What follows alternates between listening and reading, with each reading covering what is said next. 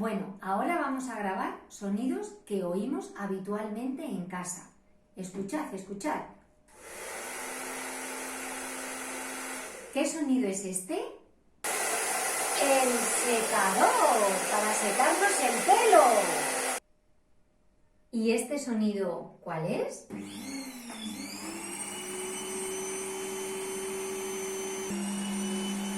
La aspiradora. ¿Y este qué ruido será?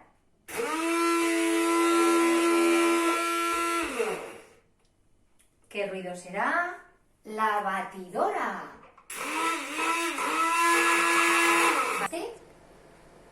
A ver qué sonido es este. A ver.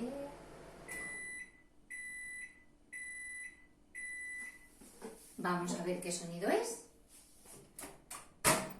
Vamos a ver. El microondas.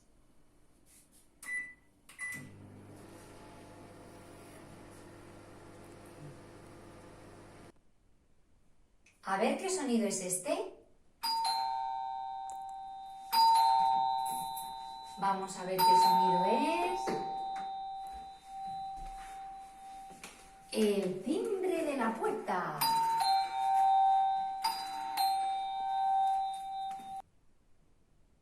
Y esta es la actividad de hoy. Un abrazo, chicos. Chao.